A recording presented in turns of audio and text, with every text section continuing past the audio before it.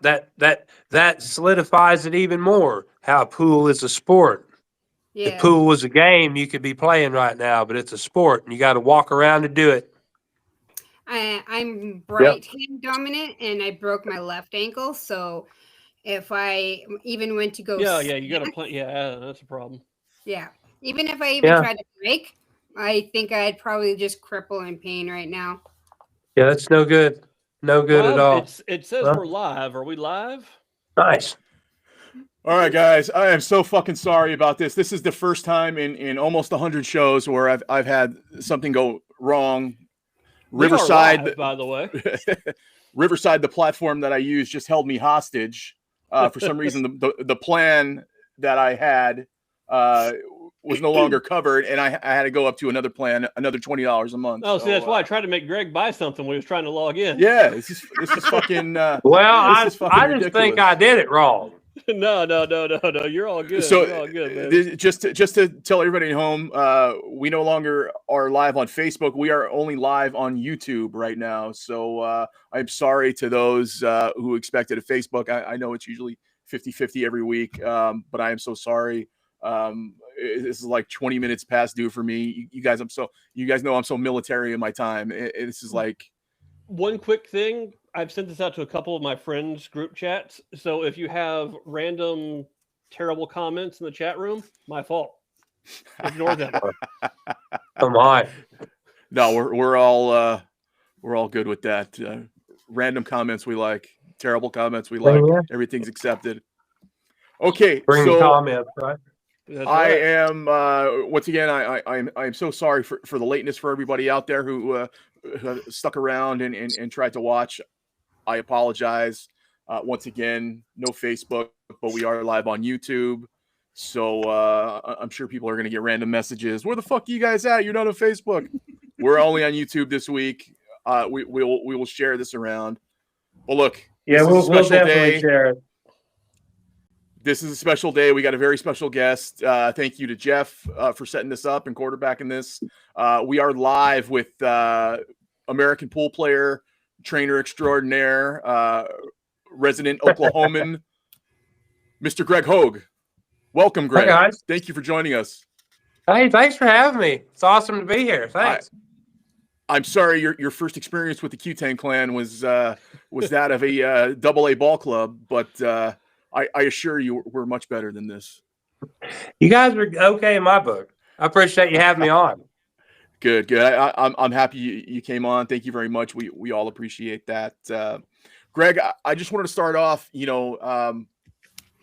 if you're living under a rock and you guys don't know who Greg is, I would like to, Greg, to just give us a little bio about yourself, man. Where you're from, how you got your start in pool, who was the player that lit the fuse for you? Oh, all right. Well, my name's Greg Hogue. I'm from Tulsa, Oklahoma. I've had a cue stick in my hand literally since I was 5 years old, and I'll be 50 in March. My granddad put me up on a milk crate when I was 5, and he says, "Boy, what you can do with that?" At Self's Coney Island in 1981, I took the cue stick and I run 6 balls right out of the gate. And I still remember it like it was yesterday, and it was like 45 years ago, right? So I won my first tournament at 10. It was a snooker tournament, actually, at a little rec center in Wagner, Oklahoma called the Sure Shot. Man, it was like, there's 16, 17 people. Most of them were just old guys that played dominoes or, they got farms around there. They go in the little pool hall every day. Well, Pop took me in there. He was friends with Norman Rowe, the owner, and paid my $10 entry fee, and I just snapped them off. I never lost a game. So, well, they were mad. A little fat curly-haired kid walking out with their $170 or whatever it was. So, in 1990, I won my first BCA junior state championship. 91, I won it again at 15. At 14, I run my first 75 balls playing straight pool. By 15, I played my first $500 set. And I did an exhibition with Willie Moscone at the Billiard Palace. Very, very He was a really nice guy. He did. Before we played, he walked me through it and he told me this and that, and we raced. What we raced to 5 or 6, and I beat him. I beat him 6-1, something like that, right? Wow. But I was, I guess you'd call the local prodigy. About that same time, my mentor, his name's Dennis Holter. He was a painter. I'd stake him playing poker at 15. My grandma's leaving me $500 a week. She'd go off to the lake house, and I have a whole house to myself. Tulsa, 15 years old, and I'd take that 500 and I'd go stake Dennis a poker game. Some of them have a pool table there. I'd play pool till I'd fall asleep, and he'd play poker till wee hours in the morning. But he taught me the real mechanics that I have right now. And he taught me how to pocket balls and the finer things about the game, the sport. But right after I beat Willie, he comes up to me. He says, Spank, it's going to hurt your feelings, but I got to leave. So I'm not making any money. Ain't got no painting gigs. I'm going to go to Dallas and try to put a bankroll together. Well, I was like super crushed, right? And I was already smoking weed. So I already had one foot in the door of maybe going down the road and doing some, fucked up shit, right? So as soon as Dennis is out of the picture, here comes little Harry. And when I say little, I say this guy's barely 5 foot tall, and he's got a little bald head, and we talk pretty open on this show, right? Oh yeah. He's a speed junkie. He's a speed junkie. He saw a little fat kid that had a pocket full of money, and nobody guarded him. That's what Dennis did. He guarded me from everybody. From all the junkies, all the tweakers, everybody, right? So as soon as he's gone, here comes little Harry sliding in there. And you know what? Harry turned into a friend of mine, so it's not like I'm bashing him. I'm just telling the story. So I told him I didn't want to do none of that damn speed. So I just wanted some weed, though. And he says, well, I ain't got none of that. Why don't you just come with me and you can get me some, and maybe you can try some if you want to. So I wind up at this old Sinclair gas station, right?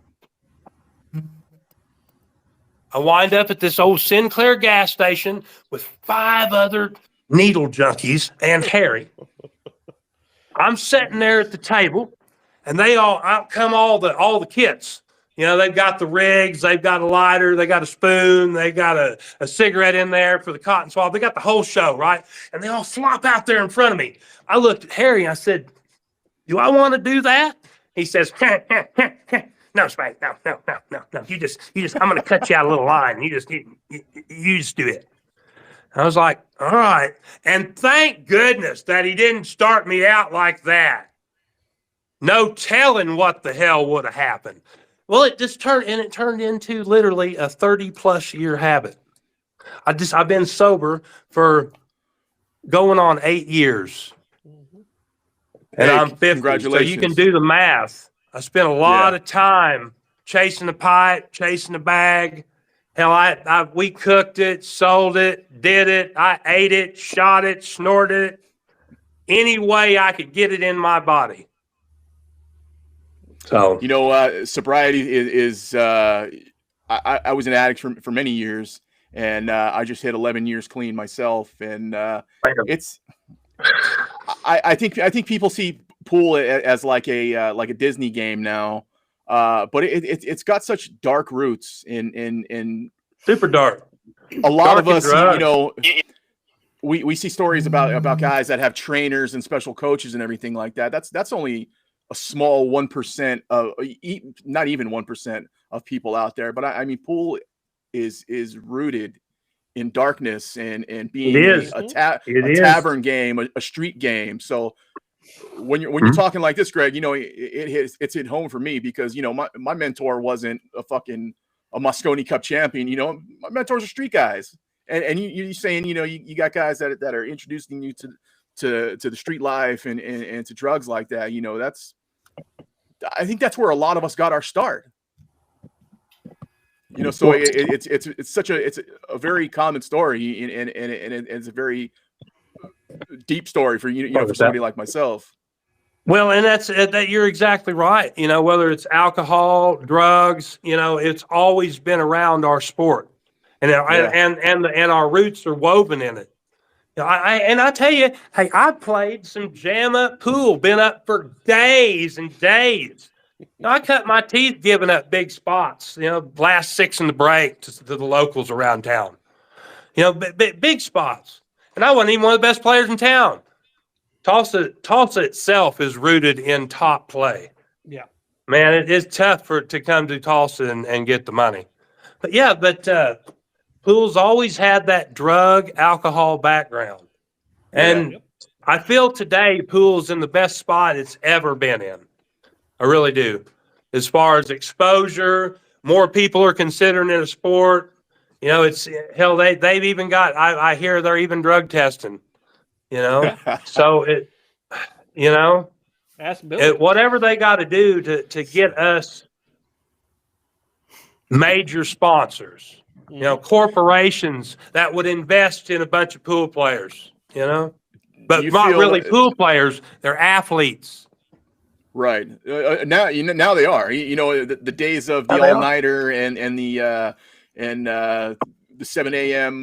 Whiskey refills. That's I don't think a lot of the guys have even come close to that. Those are few and far between. I'm not saying they're not out there, but the majority of pool play today is on the stream. And try to be in the arena. With exposure behind it. Yep. But there are some good money matches going on out there. Yeah. Though. But these guys are taking ice baths and running 5Ks before they go play pool now. Like it's like. Well, yeah, because they're training. They're athletes.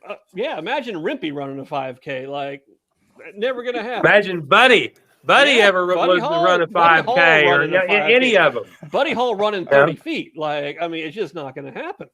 Hey, I told in 2013 when I beat Parika at Derby, right, and had that great match with Torsten, Buddy was there. And I went. I spent a little time around Buddy in Tulsa. He's in Tulsa for a while. I went up to Buddy and I said, "Hey, you should come to me, and I'll get some of those pounds off your big ass." And he says, he looks at me and he goes, "Spanky, screw that." That's all he said. I was always such a fan of Buddy. 100%. I've got Buddy up on the wall over here. Yeah. Me too. He was one of those people like I patterned my game after the rifleman, and I got introduced to him personally. Later on in his life, we used to see him at the billiards expo in Philly, and he would wait. He was always in that rascal, that little cart, and he would wait till it got quiet in the arena. And he would reverse it, beep, beep, beep, and everybody would turn around, and he would fucking laugh. And I used to sit there watching him more than watching guys play pool. I love Buddy. Buddy was an interesting character for sure. Greg, when did you get your start? As an official pro, like to when you started playing in these events with other professional players? According to Fargo rate, I'm 11 points off of being considered an official pro. Hey, by the way, you're not a 698 anymore, though. No, I bumped up a few points. I'm a 709 right now. That's where my Fargo's. Nice. But I've been playing top players for years and years before Fargo ever come around. You know what I mean? It's funny. I got a little list of some players I've beat in tournament competition. Right. I beat Dominguez, Danny Olson, Buddy Hall, Jose Parika, Hillbilly, Niels Fyan, Karen Core, Chip Compton, David Matlock, Rob Saez, Shane McMahon, Joey Gray, Eric Big Red from Canada, Gao Young Kim, Ray Martin, and Willie Moscone. Two of my heroes, right? Two of my heroes. Pia Filler. Omar Sheen, Wade Crane. I've got a good little list of victories. You know what I mean? So I mean, just Willie Moscone, Buddy Hall, Karen Core. These are pillars of the sport. That's Hillbilly Charlie Bryant, baby. Man, what a guy! What a guy! Hillbilly's a good dude. He's a good dude. See, these are names Charlie for a lot of years. Mm-hmm. A lot of years. These are names not a lot of people know of. Sorry. No, I'm saying these are names not a lot of people know of. You know, we sit here and we smile and we laugh and everything, but this is the education that I think it's pools at a higher point than it's ever been, like you're saying, Greg. But it is knowledge-wise and history-wise, I think they're seriously lacking. Everybody's seriously lacking in that. Well, the information's out there. You just got to go look it up and want to look it up. It's definitely available. You know, but it's nice that you're able to bring it to them. Mm-hmm. Yeah, thank you. And that's one thing. You know, I have a connection with Jeanette Lee, and she helped me at a time where I got off drugs, and she played a part in my getting back into pool. And she said the same thing. She goes, "You're being an ambassador without taking anything," and that's always stuck with me, and that's all I want. I'm not asking for major sponsors to fly me here and there. I want to sit here with my friends and yourself, Greg, and I want to talk about pool, and I want to put this out there. I want people to know about this shit. I don't just want them to see, you know, little clips on YouTube of Fader doing a jump shot, because that's bullshit. That's what gets clicks. Yeah. And maybe that's why I don't have a massive following, because I'm too real with it. But I that's got a lot to do with why I don't have a huge following, is because everything I post it's all educational, and it's just me and the table. You know, I don't have no editing knowledge or anybody to edit for me. So it's just raw info. So it's one of the things people all want to know, the quick secret to how do you get better at pool.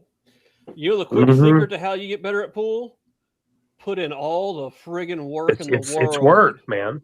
It's that naughty word that folks don't like. Work. Yep. Yeah, there is no magic pill. No, none. No, not at all. Well, there's no magic pill to success at all. So that's right. It's work. You got to put in what you want to get out. Well, unless your daddy runs Matchroom and you get a. Anyway, sorry, I'm not going there. Well, I'm leaving that. I'm just staying away from that. Yep.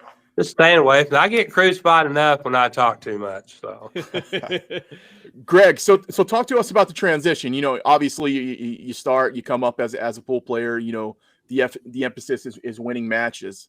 So where do you transition to? Why am I winning matches? You know, from Greg the pool player to Greg the teacher trainer. I mean, Greg the teacher trainer is still Greg the pool player. You know what I mean? I'm just putting on the pool table what I'm teaching to you guys and gals. I don't do anything different during my play than I do when I'm teaching. You know what I mean? It's just straightforward info. I don't like confusion. I'm confused up here enough. You know what I mean?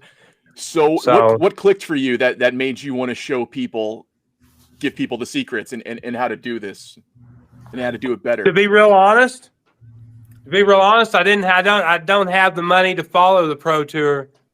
I'd teach a whole lot less if I had the money to travel. I said the only thing that stops me from making Moscone eventually is age and money. That's it. You know what I mean? But I wanted to stay close to pool, and maybe with the teaching, I might inspire somebody to put some money behind me, give me some help. Maybe realize that hey, maybe this guy does have a chance to actually do it. He might be a Cinderella story and 1 in a billion, but to somebody that's got money, you know, it just kind of a drop in the bucket to somebody that's already got money to see if you can make somebody's dream come true. And that's all it is. Trust me, we was talking earlier about nobody's chasing Moscone to get rich. Promise you. You know, chasing it for that ticker, that heart. That's it. You know? So that's just what I think about it. Did you guys, Diana, Jeff, you got anything you wanted to? No. So the biggest thing is though, because like right now you are the Red Door Den Training Center. And so what separates the Red Door Den Training Center from every other person that you go to as a coach, I think that you see on YouTube that goes, hey, I offer lessons, come see me and pay me $200 an hour, or 300 or whatever it is, and hey, we'll go over your pool game in 2 hours. What do you offer that breaks you down, that separates you from the rest of the pack? I feel most people that teach pool just try to improve on poor mechanics and poor fundamentals and try to show them how to do it the way they already are. Mm-hmm. Well, that's not going to work because they've been doing that and they've been failing that way. To really improve your game, you need to find out if that, your elbow's tucked and that's the reason why you're shooting off the shot line, right? Yep. There's all kinds of little micro adjustments that can be made to get you on the shot line and stroking straight. So the difference between, I feel, us and some of the others is they're going to take your crooked stroke and show you how to pocket balls with it. And I'm sorry, if you're over 40, fix them mechanics because you don't have 20 more years to really put laid into it. Yeah. And the older you get, the more you do need to focus on your mechanics because the clock don't stop ticking. The reason why SBB's got that hook wrist and he's so damn good with it, he's my favorite ever, right? Is because he started that when he was this tall. And he just he's hit a billion pool balls that way. Even with Skylar's elbow's out just a little bit, right? I feel that causes him to follow through just a little bit crooked on the shot line sometimes, right? Yeah. Billy Thorpe. Billy's Thorpe's got that. He's way off, but you know what? He's way awesome. Yes, you know what I mean? He just blitzed through the John Wayne Classic, won all 3 events. Yes, he did. So, but my point to that is him too. He started super young with that weird elbow, and he's hit millions of balls that way. I'm sorry, a 50, 60, 70-year-old guy or gal ain't got millions of balls left. You know what I mean? Yeah. You got to fix them mechanics now if you want to see some progress now. And you will see it's going to suck for a minute, right? But once you get on that shot line and you get that elbow right and you're following through straight and you're hitting that ball the way you're supposed to, it's a good feeling. Plus, we use Thomas Van X IQ. Your shoulder is going to suck for a few minutes. It will. Jeff knows. Yeah, it will. Leading into that, I'll lead into the next question. So knowing about all of that, when did you start applying science and physics to your own training game, like to your own movements? I went and saw Randy Gottlicker. He's an instructor for the PBIA, and everything that literally like 90+% of their program that's backed up by Dr. Dave and science in general, right? I love Dr. Dave. Dr. Dave, you see this? Yeah, I love stuff. Great channel. I went and talked to Randy Gottlicker, and he taught me how to teach what I'm doing because I went through his class and I'm like, I kind of butted heads with him a little bit because I already did all this stuff anyway. He just taught me how to bring it to you. And I really owe Randy for just teaching me how to teach.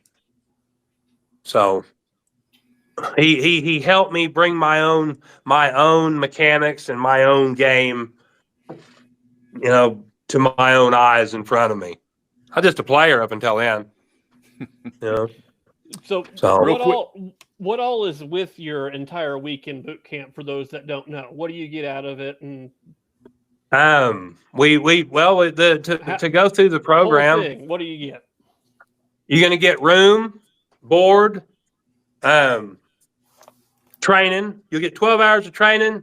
You'll get a nice room at Mama Spanks. You'll get fed breakfast, lunch, and dinner. 12 hours of training. I think I already said that. If you fly in, I come pick you up personally from the airport. We're going to work on how you hold the cue stick. We're going to work on if your wrist is crooked.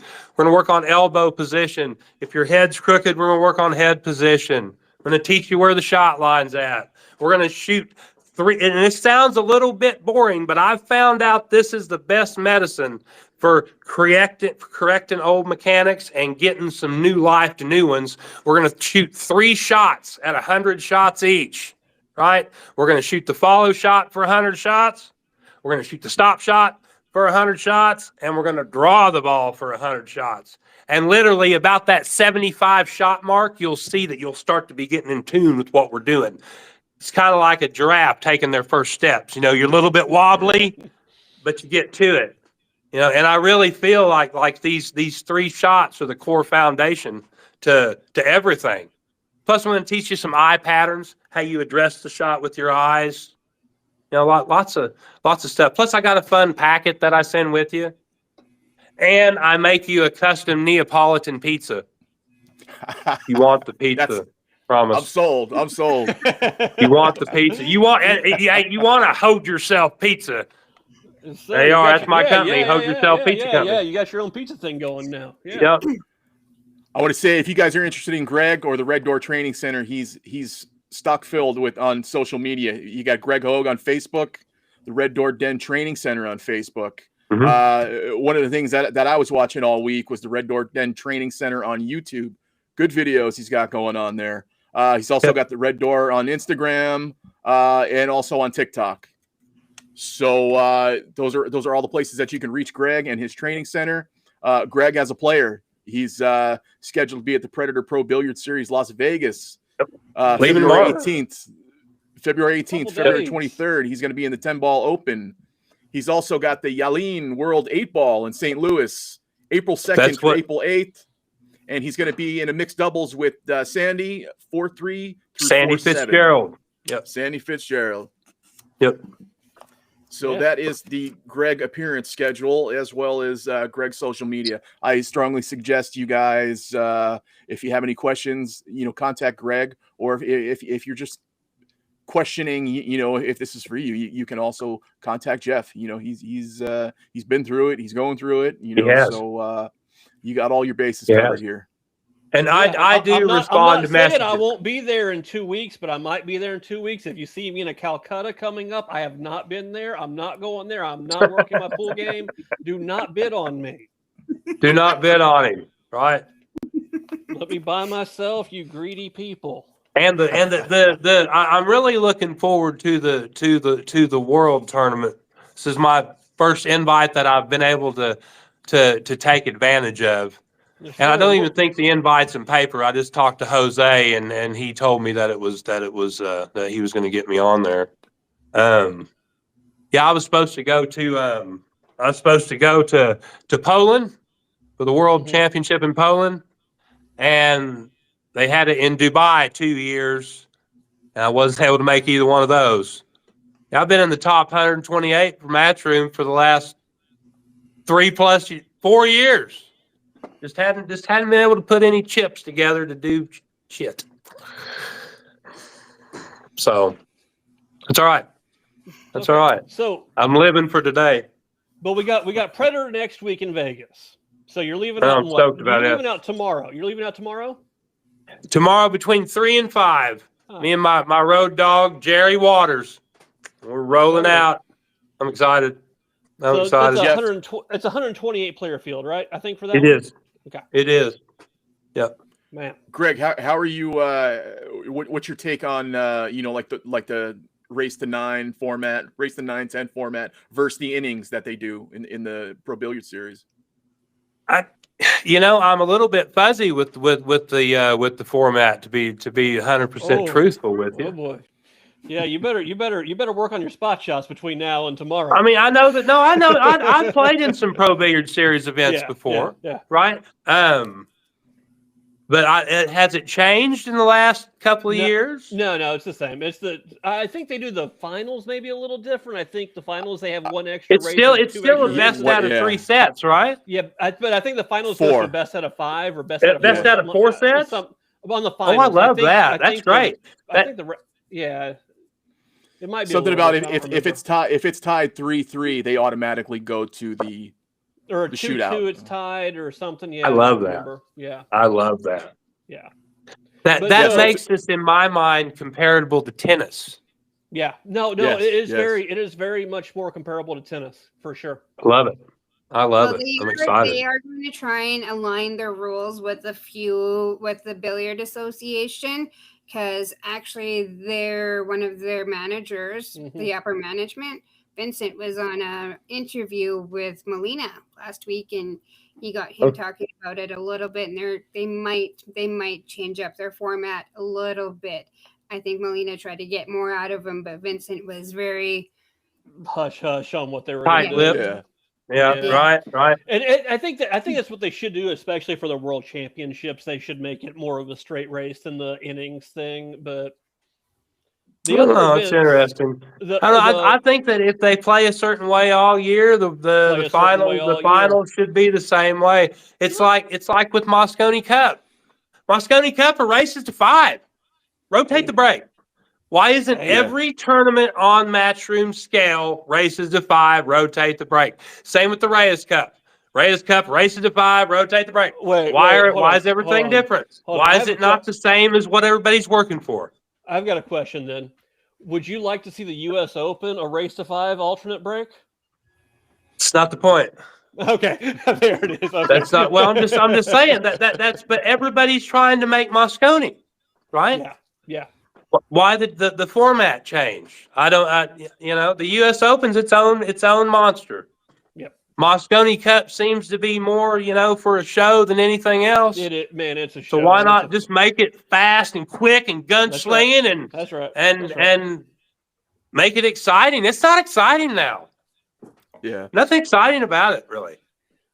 Well, what's exciting is how many beers I can drink in between when I races to all the events, races to 5. That keep them on their toes. I'll tell you what, Federer wouldn't have gotten anywhere last year. Saying it's like why do Americans have to travel all over the country to qualify? Why can't Americans play Americans in America and Europeans play Europeans in Europe? And hell, even Asians play Asians in Asia for the Reyes Cup. Why is that such a big thorn in the butt? Yeah, it's the Matchroom team. It's Carl Boys and Jason Shaw with a bowl of answering given to Emily Frazier. It'd be more like a sport in my eyes. Yeah. You know what I mean? Have all of us fighting each other to get that spot. Americans, battling against the Americans for a spot on the American team.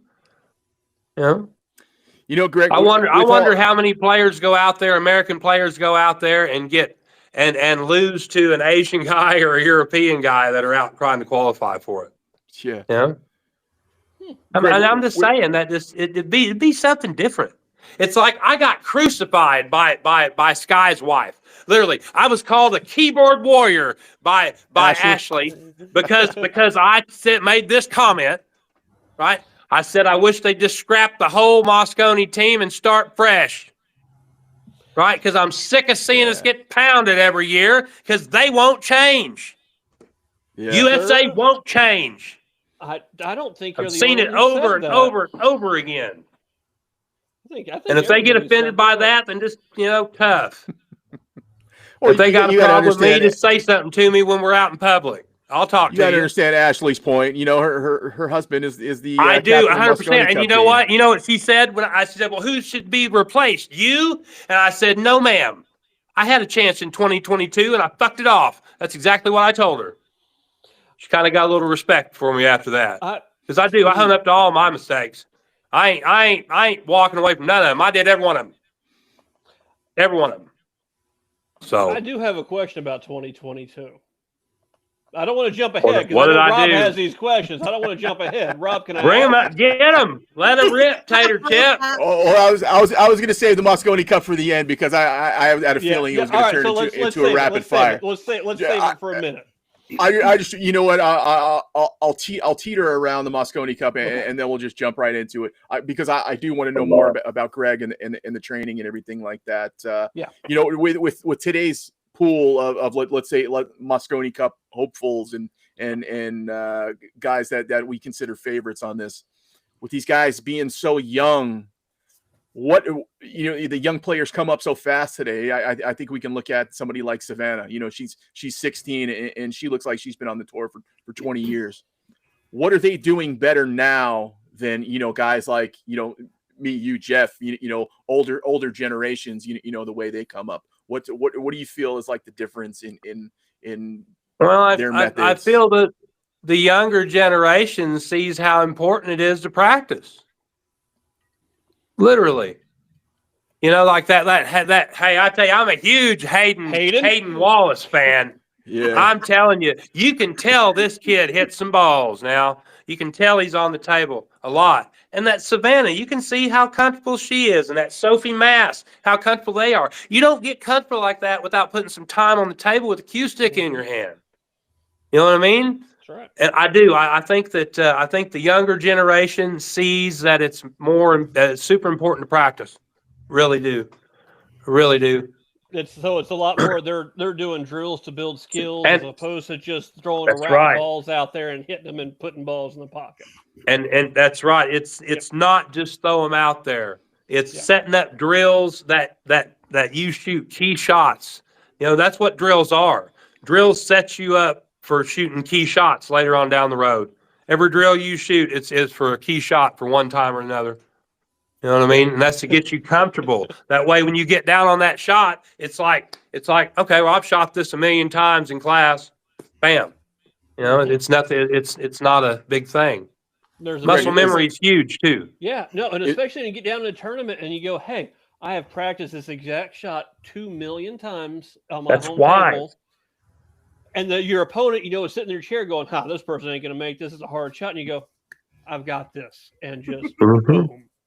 Boom. It makes life That's right. much more simple. Yep. Greg, is there 100%. something you would refuse to teach a student, even if they asked for it? Ooh. Ooh. Man, that's a heater. That's a good question.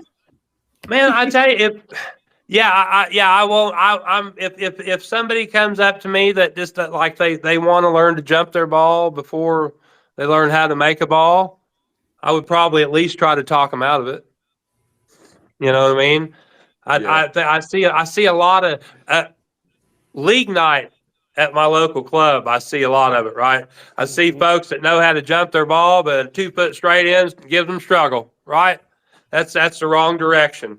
That's learning something that you think is, ooh, that's cool. I want to do that. I want to learn that before, learning anything important.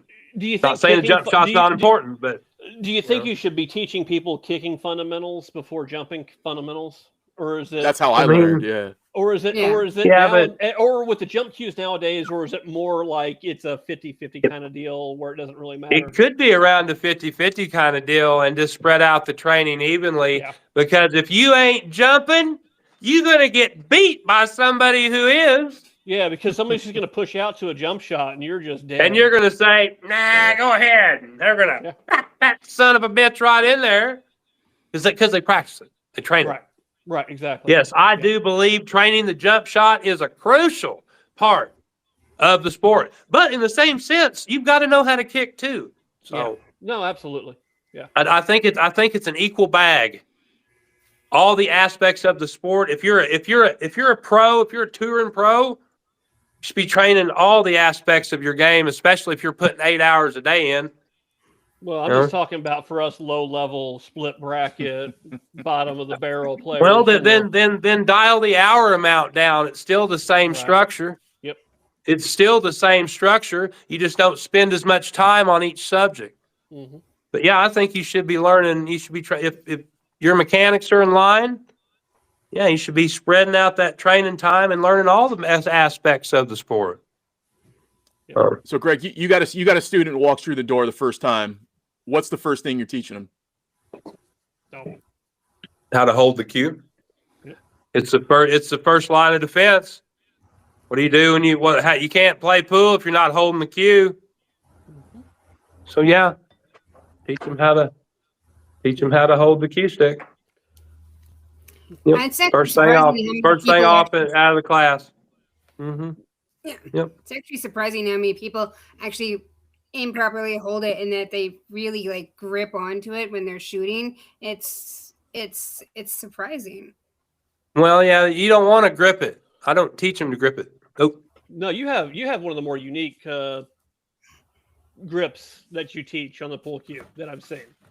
Yeah, I let it lay in between these two fingers. And you've taught it to me, and I like it. But I mean, It's comfortable. I have actually had a compliment on it. It wasn't too long ago. I was playing a guy, and I'm not going to say who it is. He might have delivered pizzas for a living in Memphis for a while. Oh my! And he goes, Jeff, you know what? That's an interesting grip. It's what you taught me. He goes, it reminds me of chip. Well, it's like that. It's actually a technique. Yeah, it is. And it's not what chip does, but he goes, the way you're holding it, it's very similar to chip. And I was like, not quite, but I see where you're coming from. It's the PBIA call it the cradle method. Yep. And it really does. It keeps you from bending your wrist in. Mm-hmm. You wrap those fingers. Here's my thumb, my middle finger, my ring finger, and I just hold the cue stick like so. You know, on top of my baseball grip. You and Earl, baby. No, hey, Earl's is like this big, and it's all the way down the cue, and hey, Earl's is a lot different. But yeah, he's got some stuff on it. Yeah, he does. What's one drill that a serious player should be doing, but usually isn't? I mean, I tell you, I don't see a whole lot of players doing drills, to be honest with you. You know, like every time I go to the pool hall, I see good players just throwing the balls out on the table and just whack-a-doodle. You know what I mean? Yeah. So yeah, I was one of those people. I never really saw the meaning in it, but then I started watching Darren Appleton's drills and his training videos. And, he's great, man. This is crucial. Yeah, it is. Like I said, it teaches you the key shots. It teaches you to shoot them. And you shoot them over and over again. And you get comfortable with them. Oh, like I said, I've got over 200 videos at my YouTube, and a bunch of them are, you know, me doing other people's drills. You know, right. Darren's drills, Jason Shaw's drills, Christina's drills. And those are all videos you can catch on Red Door Den Training Center on YouTube, as well as the rest of his social medias. Greg Hogue on Facebook, Red Door Den Training Center also on Facebook, Red Door Den Training Center, Instagram, TikTok. He is covered across the board. I am across the board. Yes. They say I need to do more live videos. I would collect more followers and stuff if I did more live videos. I've been thinking about doing some live practice sessions, maybe. Hey, listen, if we want to stream my whole the next time I'm there, if I ever show up again, that would be great. Weeks, if you want to do the whole thing live, we can do the whole thing live, man. That would be awesome. That'd be make a little show out of it. Every single thing of it up live or record it and all. I would love that. We'll figure something out. We'll talk after. We'll talk later. Anyway, sorry, just random thought I had. Well, building on top of the last two questions, if you actually had an up and coming young star like Hayden, or like a little lady like Sophia or little Ella, and they were going to be like the next big star in pool, but they had to switch their dominant hand, like John Mora, what would be the first thing that you would teach them? Like they couldn't play with their dominant hand anymore, and they walked through your door and they said, hey, I got to switch my dominant hand. What would be like what would be your first step? What would be your start them out with the grip, just like I would any other student. Just switch it over. Start over. Yeah, just start over. That's right. Start over. Yeah. In fact, yeah, Joe Busca from Busca Joe's Cues, he's got bad tremors in his right hand. I'm talking. He gave me permission to talk about this too. Yeah. He's got really bad tremors, right? So he come to see me, and we did the whole session left-handed.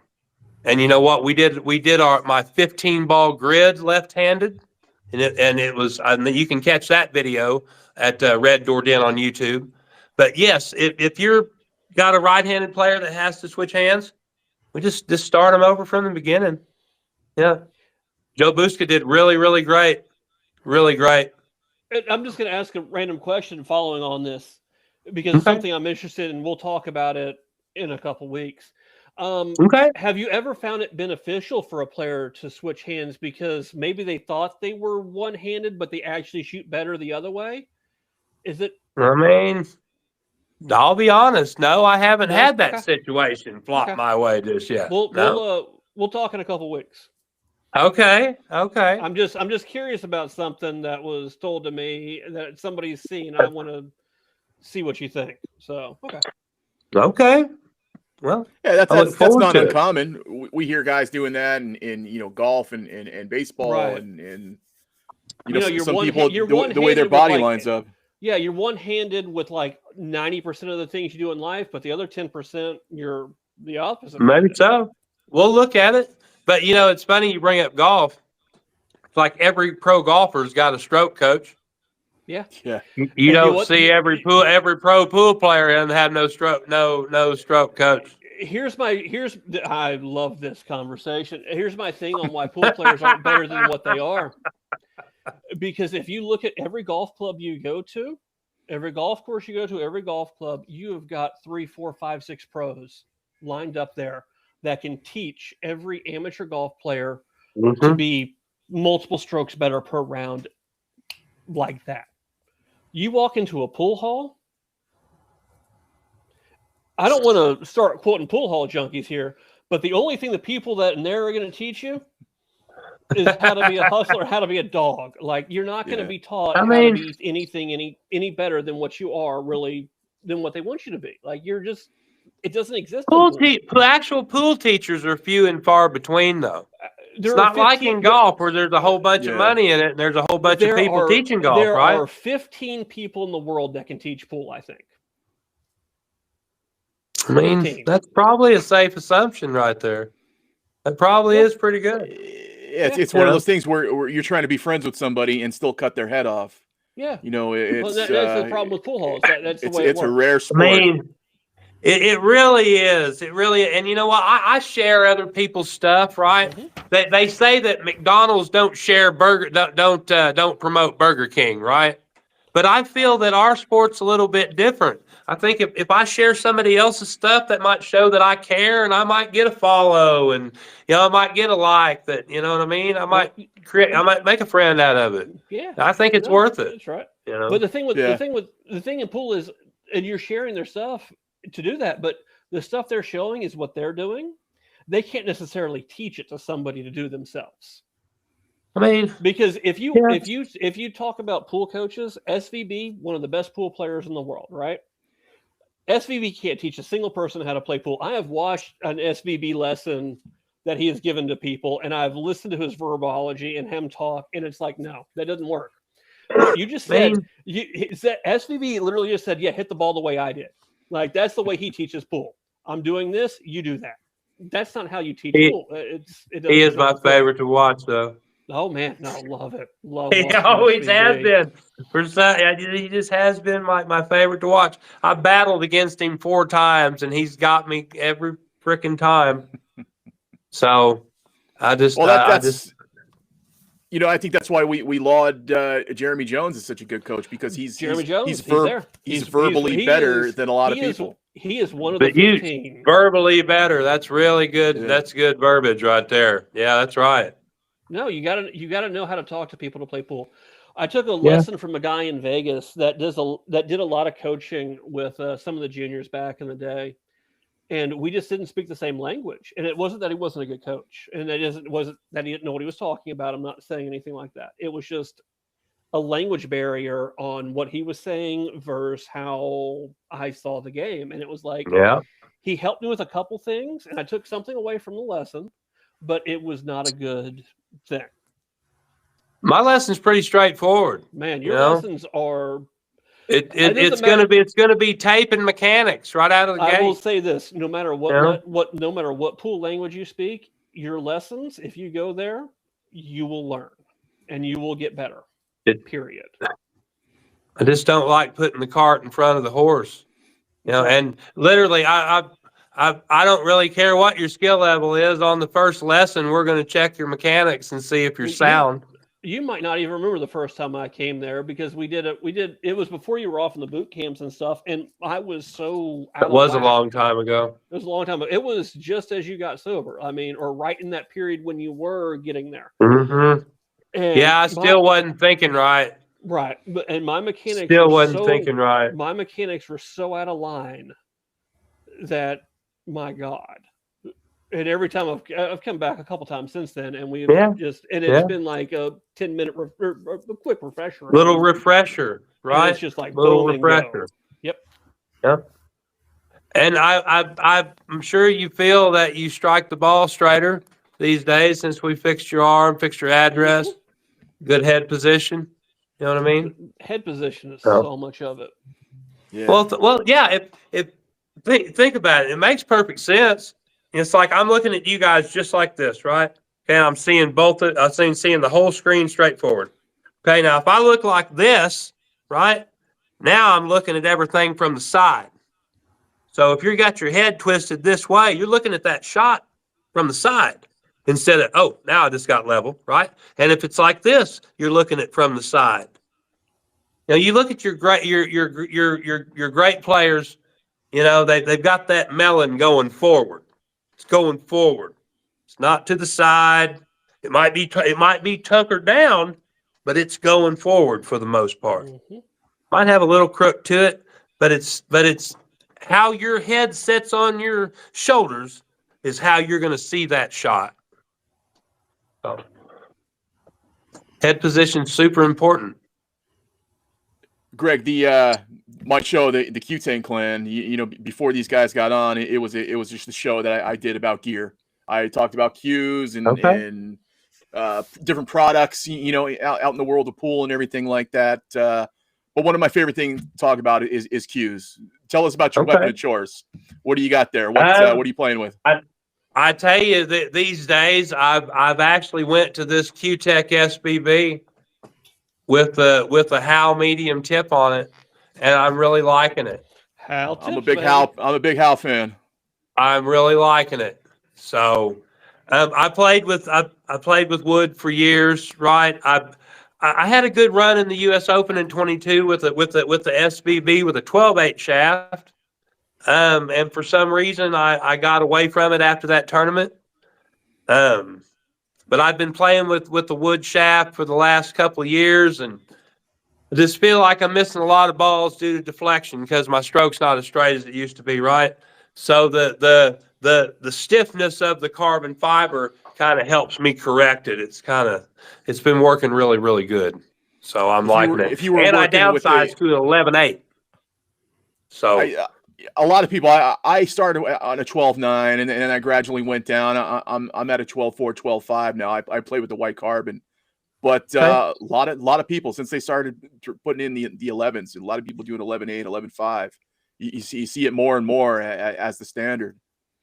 So I get a little bit of. No, I'm sorry. That's what I was going to ask. You know, you got a new student comes to you. Are you preaching one shaft over the other? Or are you very pro carbon fiber, or is it just a niche if time they're in the brand world? new? If they're brand new and just learning to play, yeah, I'd preach that. I'd preach that carbon fiber all day long, probably. Yeah, but the way I feel like it's helping my game, I'm probably gonna, go with it anyway. Yeah. But there's a lot of great cue makers that make wood cues. Lots of them out there. Help Joe Buska of Joe's Cues. You see this, Joe? I appreciate the support. Yeah. We've talked about Greg as a player and a person. We've talked about training and his facility, the Red Door Den. I think everybody's been waiting on pins and needles.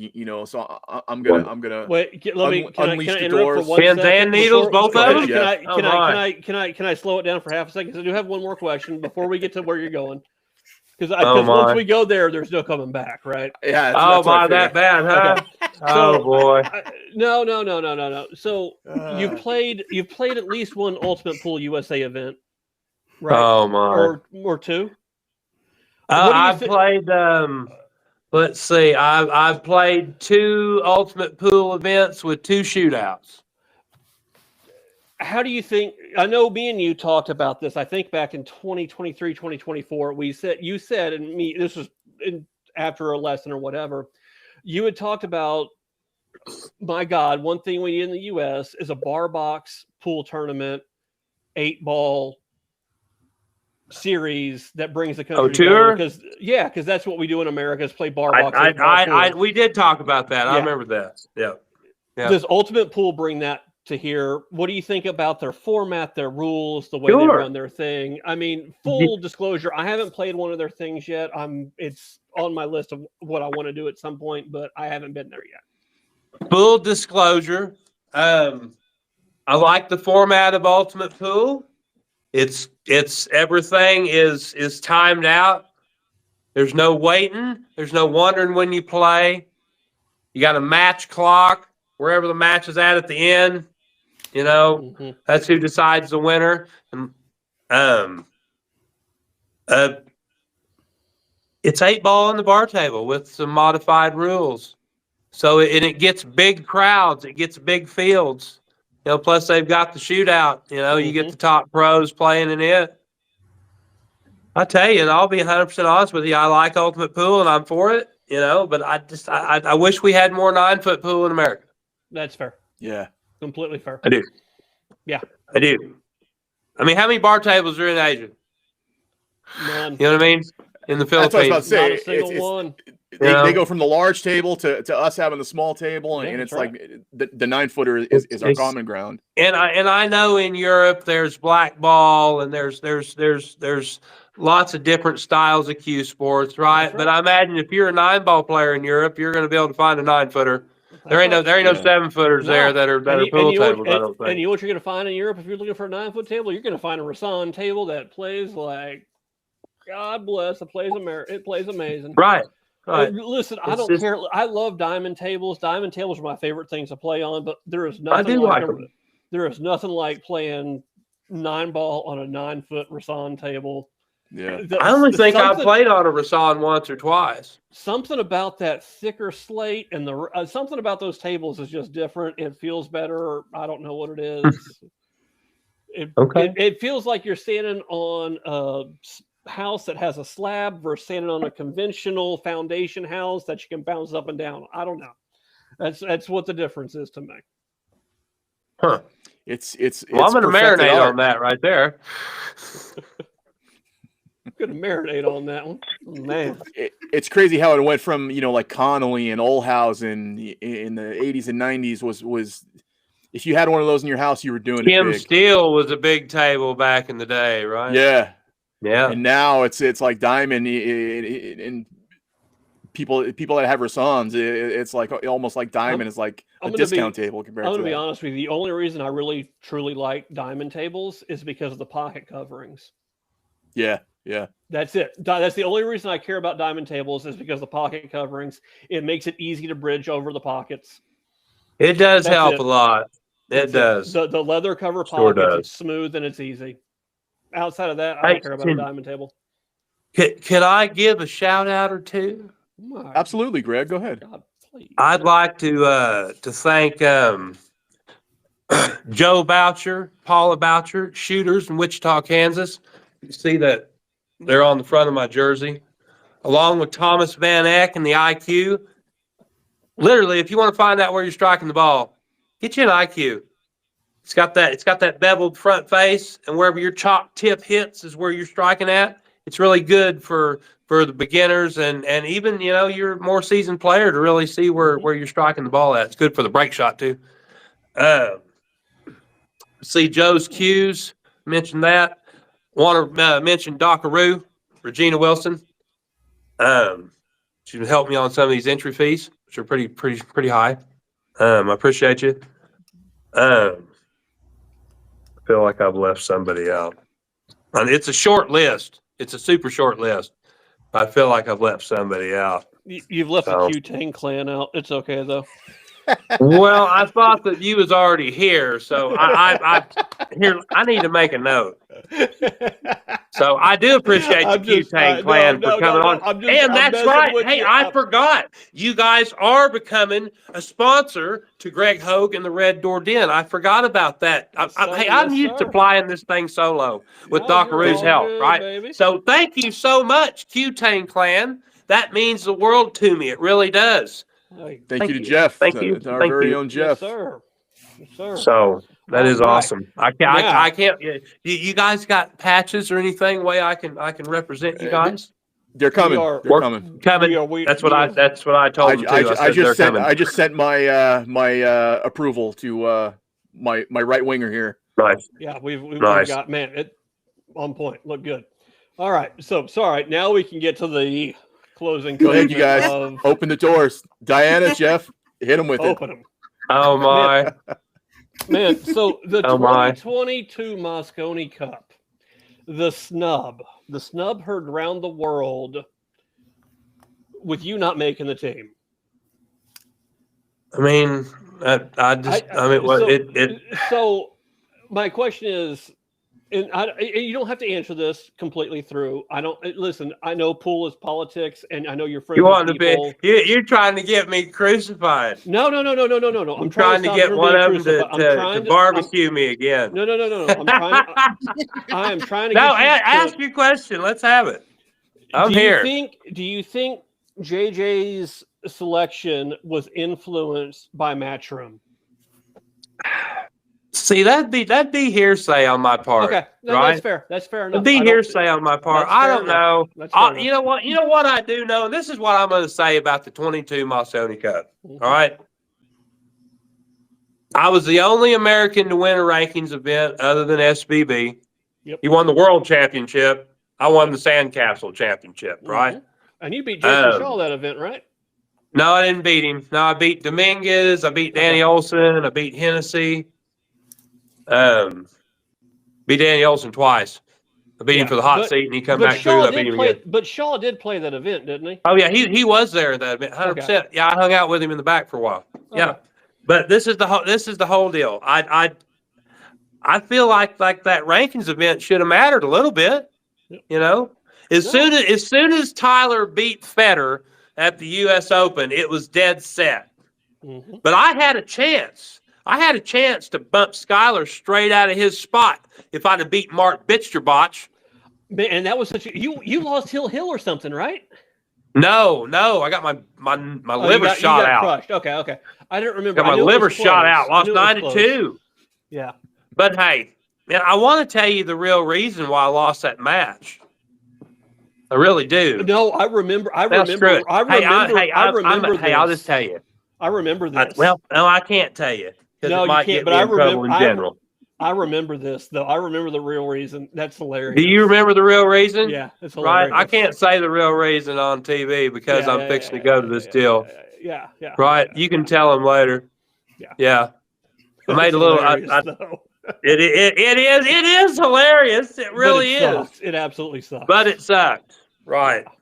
But yeah, I played good in the 22 U.S. Open. I beat Pia Filler, Chris Alexander, Omar Sheen. And you were basically a lock until the International Open that happened after all the rankings events were closed. Everything was done, and the team should have been selected before the International happened. But the team was not selected before the International happened. This was the year that it's a lot of politics. Earl had COVID, right? No, this was the year after. 2022? This was the year after COVID. This was after COVID. Had COVID. This is the year that JJ filled in for Earl. It was after. It was the year Earl went. No. It was after. It was the year after. It was the year after. This was the year after Earl got bumped from the team for having He got COVID. bumped. That's right. That's exactly right. That's exactly. He got bumped. Yep. Yeah. This is the year after. This was in America. So this is Oscar, Earl, Sky, Oscar, Tyler, Earl, SVB. Sky, Tyler, SVB. It was the year that Billy was suspended. Yep. It was the year Billy was in the overalls with the beers. Mm-hmm. Okay. Now we're painting the picture. Yeah. And I want everybody that sees this to know I'm not bashing anyone. No, Sky Woodward, not. Ashley, any of you. I'm not bashing nobody, right? Yeah, they're friends of the So- show. They're good. Yeah. Like I said, Ashley's already crucified me once. And the only person who will complain is Oh. Earl, and Earl will complain about anything. So, So, man, I talked with Earl. I made the mistake at the U.S. Open, this year's U.S. Open. I was at Starbucks, and Earl was there. And I put my order in, and Earl had already put his order in. And I said, "Hey, Earl, good luck.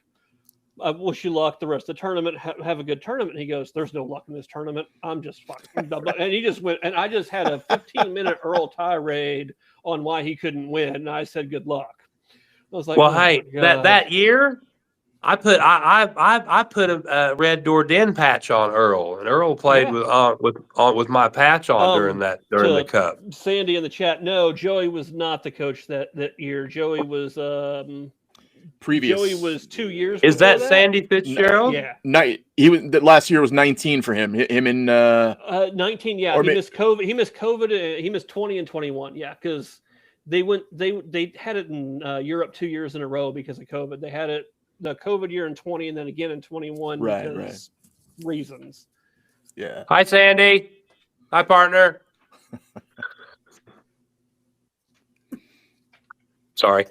Diana, you got Mosconi question? Oh my. Oh, my. I have to pick one. Okay. No, ask them all. Oh my. Okay. There's more than one. I'm flattered. Okay, if we're gonna go to if we're in the Mosconi questions now, so if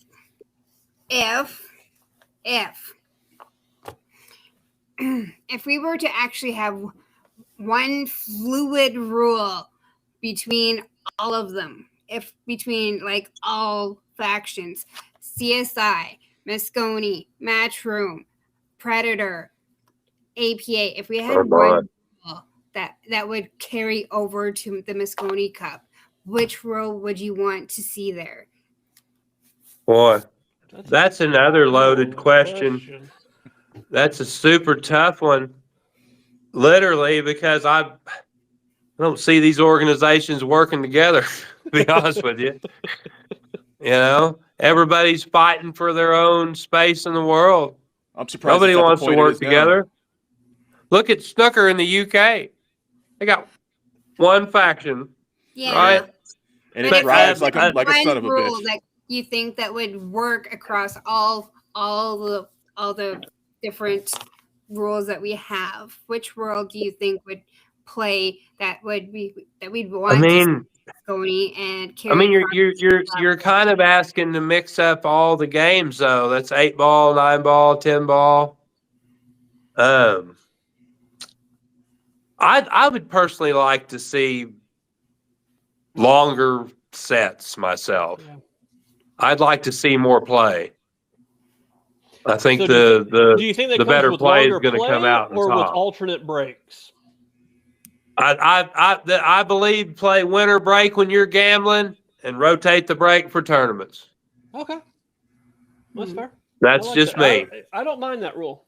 That's one fair. thing I That's loved just about me. Skinny Bob's. It was winter break, and I always thought, gradual. Now they're having trouble with the tables sinking into the floor, but still, the way that tournament it's like- operated. Alternate break. Pool's the only sport to where you can lose and never play. Pool and marbles. Pool and marbles are the two games/sports that you can lose and never play. And playing tournaments, I don't think that that's in the right aspect. You know, you return the serve playing tennis. You know, you return it playing everything. You know, winner don't get to keep the ball playing football, right? Right. That's for sure. They trade it back and forth. Yeah. So and it's just like with baseball trade innings, right? You know, basketball the trade back and forth. You know, the pool's the only sport that the winner, if you're playing winter break, can just maintain control and you never play. So I mean, it doesn't happen that's often, fun. but it does happen, and it's fun when it does happen. It and we're is on the fun. good side. Oh yeah. When you're on the Well, good fun side, when it's you're the one fun. winning, but if you're the person sitting there, I you're mean, if just- you're the person, that's why tournaments, I think it should be rotate the break no matter what. Yeah. If you're in the gambling, if you're in the grease, just set your Bring ass your down. break and go. Yep, that's right. You know, Greg, That's right. we talked about how, the conversation that you and Ashley Woodward had about resetting the whole squad for Moscone. Give me your Moscone Cup squad. You're going to war. You're the man. captain. Give me your 5 Man. players right now. Man, I'd like to see some fresh blood all over across Amen the to board. that. You know what I mean? So who we I got? would have loved to seen Lucas play. Lucas, Right. man, Lucas is going I to be love to real. see He's Lucas going to play. be a And regardless, hard. he didn't do as good as on the money as some of them. But you know what? They hadn't pounded on him the way they pounded on the rest of them. It might be different. You know what I mean? Lucas, I really look forward to seeing young Hayden make it someday. You know what I mean? Hayden might have a chance this year if he keeps rolling like he did at Derby. Yeah. Like let that And man you know what? snap. Let that kid snap off the U.S. Open this year. Let that kid snap off Oh, the yeah. U.S. Open. Of course. If he You can know, go, and don't get me wrong. if Billy, he can take SVB Skyler, Hill, man. they're great. They're champion players. I'm not dogging them. Ashley, I'm not dogging your man, all right? I just like to see something new. And you notice something, I never once picked myself. So I just want to see something new. Only way I'm ever going to make it is if I earn it. You know, nobody's going to ever pick me. But if I could someday squeeze into a money spot, and personally, I think the coaches' picks are crap. Eric Charlton. Oh wow, that's an They're interesting crap. name. I do. Why not the top 5 that made the money get on the team? The ones that really deserve it. Yeah. You know what? I don't care who it is. If you take, you know what, that would be Yeah. so much better. Even if you just took the top 4 and then you let Emily pick a player, I think you'd be in better shape. Just saying, make everybody get there on merit. You know what I mean? Like the last few years, even Tyler's been in the money. It's like they're still searching for ways to get him out. But no, Tyler's a great player, man. Tyler works on his game super hard. You know?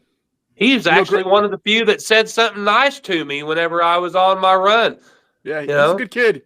He's a good kid. As dry as people deem him, he's a good kid. Greg, him and Margaret are a power couple, man. They're good. They are the power couple now. Yeah. I guess P and Josh he got filler. They got the fillers. Yeah. You know, whatever. They're Europeans. They don't count. But they could be cousins. Right. You know, but hey, yeah, I'm fans of all these folks. I'm not bashing them. I just want to see something different for USA. That's one of the things about the pool community. You can't bash a player because 2 weeks from now, you're going to be sitting next to them somewhere, whether you're playing them or you're you might even need to share a room with them. Yeah, that is a fact. That's how pool players roll. Yeah, that's how pool players roll. Sound carries across those pool tables like it's nothing. It carries across like a pool table like it's water. You say one thing, it's already heard 5 tables over. Mm-hmm. Yeah, it's me. That's how it should be. I got plenty 100%. of shit to say, but we're all going to meet each other again in the middle. So 100%. Why even bother? 100%. Greg, when we talk about players, one of my favorite players of all time was Mike DeShane. I thought he was simply what they call it, Fireball. Fireball. Man, he was very open. He's a beast. He was very open in saying that he took the slot on the Moscone Cup, but he hates that format. He hated playing in the Moscone Cup. He would tell it to anybody who would listen. And I don't know. I think today it's some of these guys. I don't think they're suited for it. But who's going to turn down, a $30,000 bonus at the end of the year? This is another thing that kind of gets me scratching my head about Team USA for Moscone Cup. We've lost over and over to Europe, right? Like multiple years in a row. Okay. Well, what are they doing different than we are? Let's find out and do what they're doing. right? Let's copy their playbook. Let's train how they do, right? Why not? Why? And that's You exactly know, what instead, they're I've not seen doing. them drinking beer and eating chicken. I mean, I don't get it. I don't get it. Do you think You know, having the Mosconi Cup during Thanksgiving plays a part in that? You know, to where these guys have their head in family and gatherings, and now we got to they're go. professional. They're supposed to be able to set that shit aside. Amen. But they're not. Hold on. I don't, and I'm trying not to say too many foul things because I don't want to get diced up out there. This you know isn't what a I foul mean? thing. I'm not trying to make this a foul thing. But Team USA has three full-time professional players on it, and that's it. We have I mean, no offense, I love Sky. I mean, right there, love Sky, love Billy, but they're not full-time professional players. Like they're not. They are not full-time professional players. They've got other jobs. They do other things for a living. I mean, Billy's got his company. I see he's got a bulldozer, doesn't he? Yeah, right. Yeah. Thorpe Site But Solutions. hey, I tell you, Billy's hitting him good, man. Billy's hitting him super good. Yeah, no, he is. Hey, but he's still not a full-time. He's still not putting 60 hours a week in on the table, and that's where Europe is. That's 100% true. That's what gets it. Yeah. It does. 100%. Shout out to my buddy Bill Thorpe Sr. Billy Thorpe Sr., baby. Yeah. Hi, Billy Thorpe Sr. Man. Hey, that Senior and Amanda Thorpe have been super supportive to me. They're great people. I love both them to death. Yeah. I love Senior, 100%. man. He's especially during Mosconi Cup time. He's got plenty to say. He's got heart, man. He has got heart. He loves his son. 100%. He's behind him. He loves his son. That's right. That's right. There's actually nobody else I want on a Team USA. Like Billy Thorpe being out there on Team USA is one of my favorite things in the world to see. Like it's just fun to watch him. He is fun to watch. He was their best player last time around. Yeah. He is fun to watch, but on the same scale, man, I want to see, something a little bit different. Just want to see us win. That's right. That's right. I want to see us win. We're gonna win this year, though. That's what we're gonna do. We're gonna win this year. We're gonna find. And I'm not too particular, really, who does the winning. I just like to see us win. But speaking of, what do you think about bringing in other players such as Torsten or help me out, Rob? I said it before.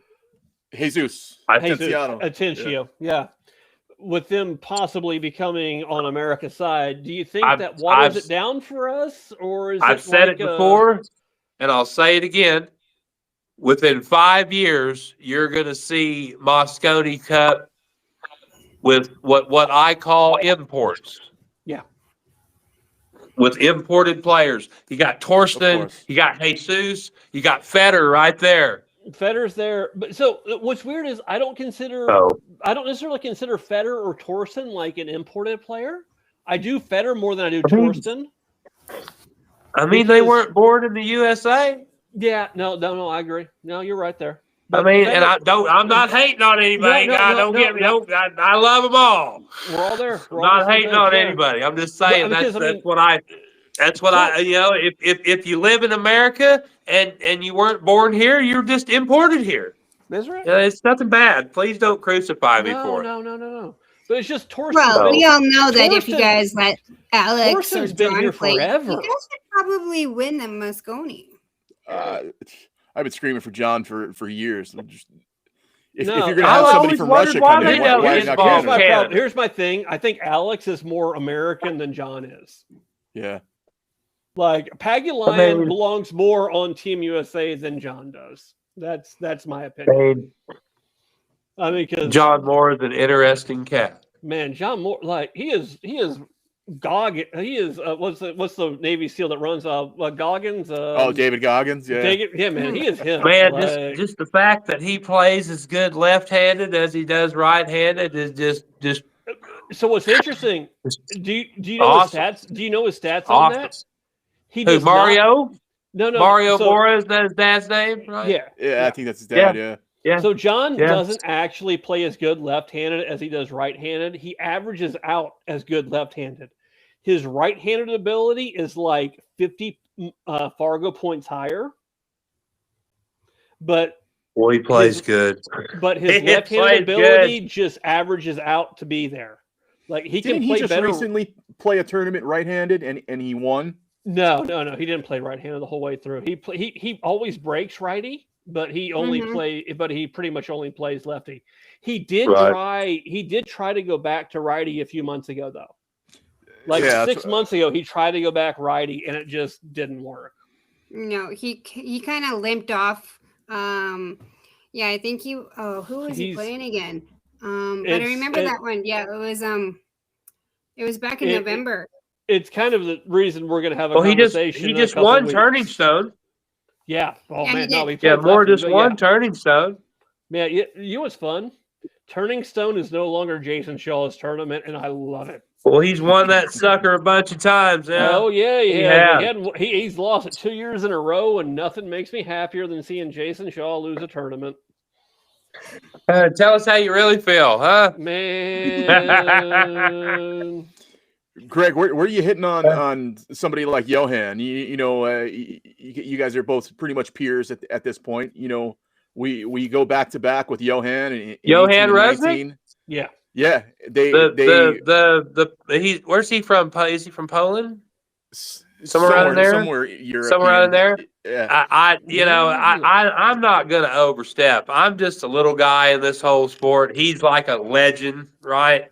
So I don't know. I would love just to go take his class for me personally, just and learn something from him. You know what's interesting? I said there are 15 people in the world that can coach pool. I put you two guys in the same 15 people.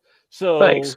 Appreciate that. No, you can definitely speak. Your peers. Your peers. I've got huge respect for Johan. Huge respect. In fact, I shoot his drills training. So yeah.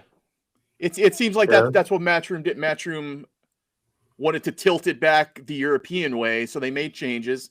They got rid of Johan through whatever argument that him and Emily supposedly had, and now they're trying to tilt it back towards US because we've been taking a beating these last few years. But this is the whole deal. It's getting away from the genius that was the Mosconi Cup.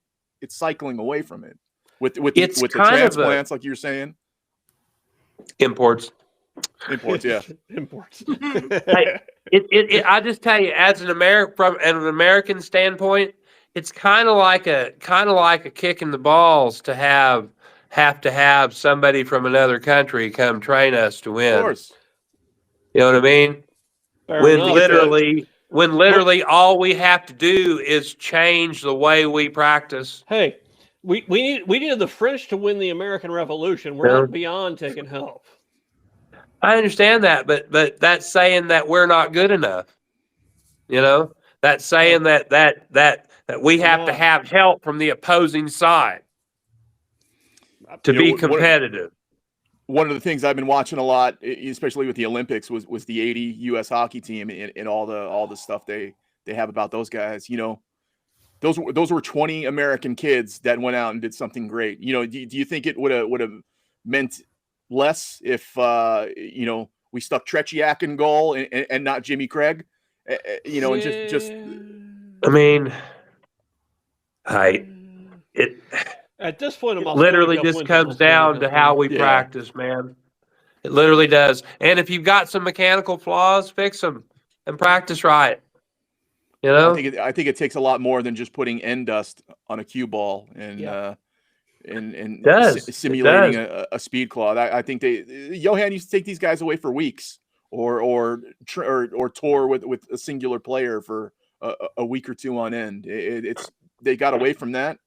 They let the inmates run the asylum, I think, a little bit more, and they lost track of it. And they simply look at the Mosconi Cup as a bonus. That Europe does it better as a whole. You know what I mean? They're just doing it better. It's so cyclical. Because they work harder at it. There we go. Now we're getting there. It's cyclical. They just work harder at it. It's not that they're better. It's that they're working harder. Yeah. That's right. We spent time dominating that tournament too, so it's a the lot. It's a tournament lot Yeah, less. well, of course This we tournament has did. But you got to think flip-flopped so many when we were times. dominating it, Steve Davis, Ronnie O'Sullivan, right? Yeah. You know, Jimmy White. Man, but can Lots you think of snooker players were there playing. are snooker A lot players, of them but too. as far as the Europeans go, there's no better So, sport than snooker, and snooker players can beat any love pool player snooker. in the world. Those are the masters. Of the And two that's what they sport. say. Love snooker. It's just amazing that snooker has it together, and women's pool has it together, and men's pool just flopping in the breeze, right? Even darts has it together. Darts got it together. Now- Cornholes now- on now- ESPN. Now you're giving Matchroom credit there because you got to Come give on, Matchroom credit for Matchroom the is great. darts. Matchroom is great. They are putting a spotlight on our sport, right? Do we all agree with how they do it? No, but No, it's their definitely house not. and they can do it. And if you want to play under their flag, you got to do it their way. So That's a fact. Yeah. Same As with a Predator. female- Same with Speaking- Predator. as a female, So- I love what Emily's doing, but as a female, I hate the way she's doing it. She, you know, she's the boss. She's the boss and the TV star. So, Yeah. Greg, Oh. I have a question about the Premier League pool tournament that's coming up here in Miami. And my Okay. question is, do you think the Iceberg, Mr. Justin Bergman, for the first time in what are we at now? The first time in 7 years he's back on Yeah. a 9-foot table playing 9-ball Yeah. under the lights. Do you think Well, our boy? Do you think? I mean, he's played some ultimate pool and he has shown he can still hit a ball, and he's played some big money one pocket matches and shown he can hit a ball. Can he get down there in Miami and hit a ball? We're gonna find out. I mean, you can bet that Bergman's hitting balls on a big table somewhere. Yeah, He's not just playing ultimate pool events. right. I imagine he's, you know, and he just popped up there out of nowhere on that flyer. So they've been trying to get him on the World 9-Ball Tour for a hot minute. Yeah, So because they all got our- him now. And it's funny you bring up Bergman. There's somebody I want to see play Moscone pool. there we go. Again. That's where we were Yeah. going. Yeah. That's somebody I'd love to see. Yeah, My mom's a big fan of Bergman too. he's got to look at it at like a feeding frenzy. You know, our pool's so light. If he comes in there and he even plays half-ass, you know, what were the guys making last year that finished on the team, Jeff? 25, 30 grand? Yeah, 20 for the grand. course I of the think year? it was 20 grand for the losing side, 30 grand for the winning side, Yeah. something like that. Yeah. Mhm. Yeah. But He so- plays tight in one event. You know, he's in. Yeah. Well, the thing Well, with yeah. Bergman, is Yeah. until so he stopped playing before they switched the break rules. It was the one Right. ball the spot when before Bergman quit playing. And what was said about Bergman before that was he is the best player after the break in 9-ball. I've pool, heard that a period, bunch of times, right? hands down. And now It- the break shot's gone. It is an actual legitimate regular pool shot with the 9-ball on the spot because you don't Boy. have to power it. It's a control. It's brutal, too. Yeah, it is. It's a control. Oh, hey, Yeah. right. But I won one of the last events. Yeah. I won the that Sandcastle first was like the Sandcastle last- Open, that was right? I go through the whole tournament undefeated with that one on the spot, Mhm. right? Then Next tournament. they just hell nobody even got through the hill the whole tournament.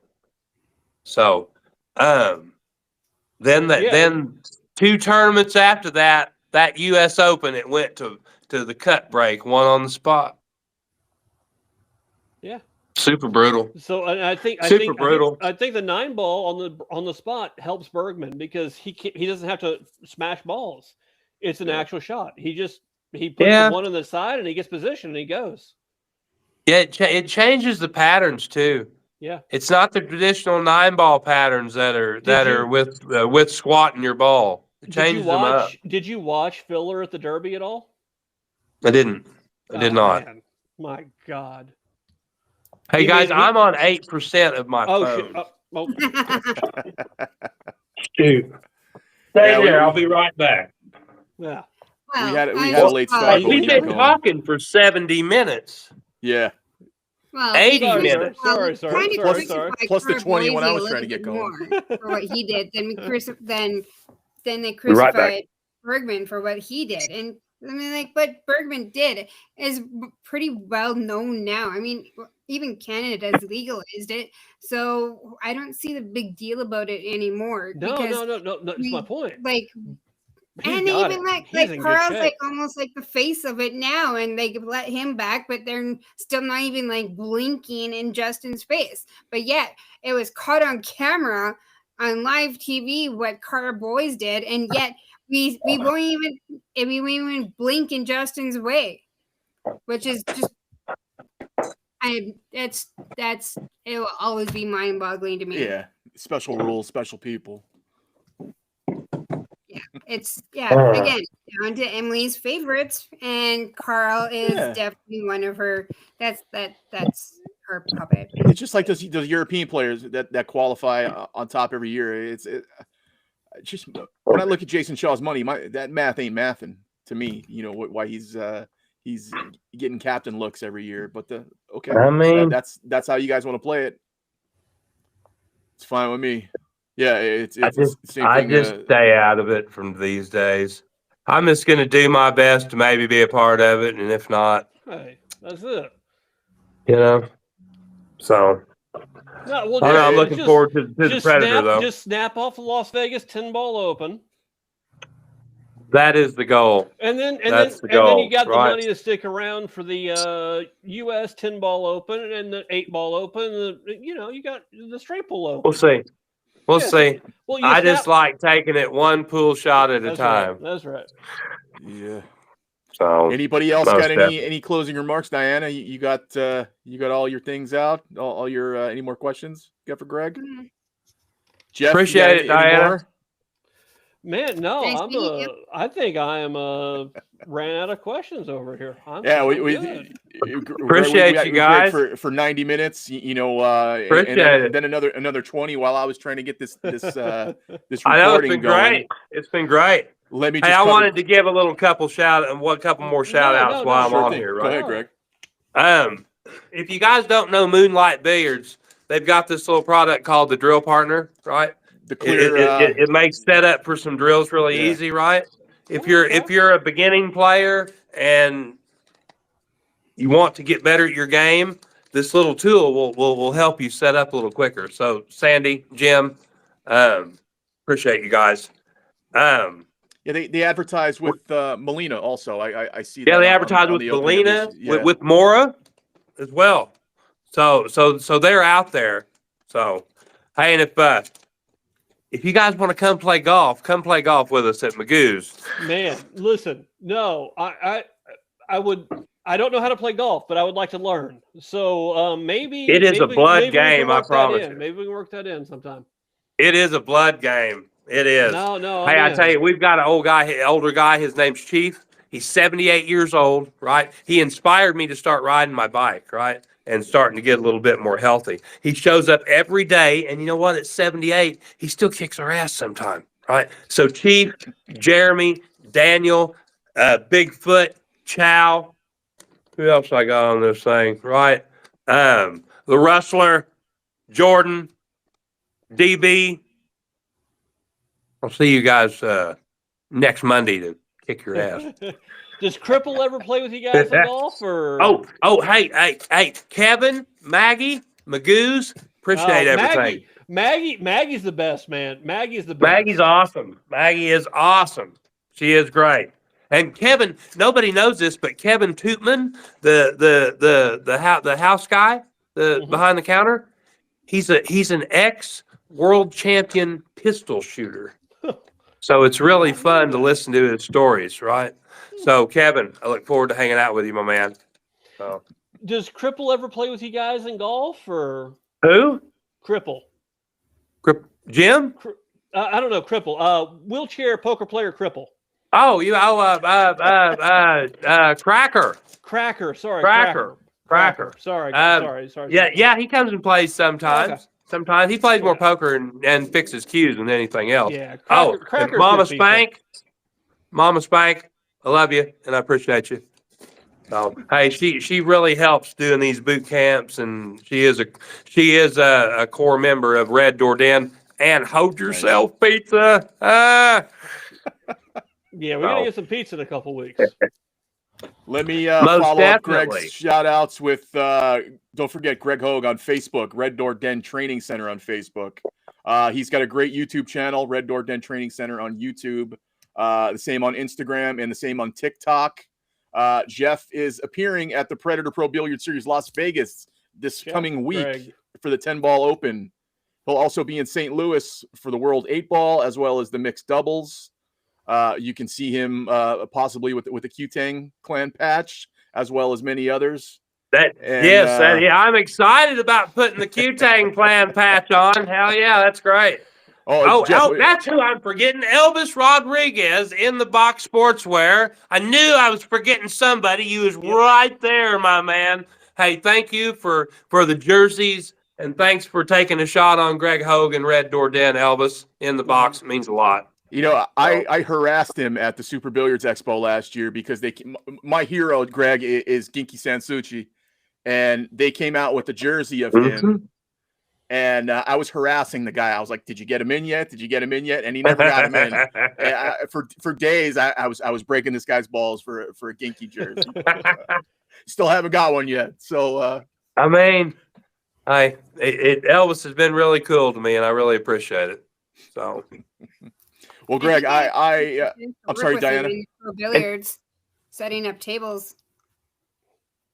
Yeah, they should be there setting them up right now, or they're probably already set up, I would think, maybe. Yeah. You're probably waiting to get Q-Tang clan. Thank you so much for having me on. Man, Greg, thank you for being here. Thank you, Jeff, for hooking this up. Thank you, Greg, for coming on. I appreciate it so much. Super fun. This has got to be the longest show we've ever done, and by good reason. We hold you in high regard, and we appreciate you coming on. Your Thank you very much. Is appreciated, and we love how open you were. Sandy, no guarantees I can be in St. Louis, but I might give it a shot. I might give it a. We'll see. I might give it a swirl up there. Well, I don't know exactly where the tournament's at, but maybe. How far is that for you, Jeff? It's like I don't know, 4-hour drive, I think. Yeah, it's like 5 hours for me. Yeah, hey, Sandy, I'll see you in Vegas soon, partner. But I mean, I do enjoy St. Louis, and I like, drinking a few beers and, Predator. The freshest Budweiser you can get. Yeah. No, this will be my first mixed doubles event for Predator. I'm excited. That's going to be great. Yeah. Oh. Well, Greg, once again, I thank you. Thank you guys for your use in the chat. I appreciate you guys chiming in and contributing to the show. Diana, Jeff, I apologize if I stepped on any of your questions. This is. I'm sure I cut everybody off. Sorry. I'm sorry. I really am. It's controlled chaos. Oh. Listen, I'm sorry that those of you Facebook watchers that we couldn't get this on Facebook. That'd be all right. I'm gonna call in my Chinese friend to dig deep into my computer errors here. But anybody who wants to watch this, anybody who wants to watch this, we will share it across our socials. It'll also be on the Gangster of Pool YouTube channel. I am the Gangster of Pool. You can get me on Instagram, Facebook, OnlyFans. You can watch this show on YouTube. Nice. So I thank you everybody for attending. Thank you guys for being a part of the show, chat. Rob, Greg, Jeff, Diana, it's been a pleasure. Good luck to you, Greg, and good luck to you too, Sandy.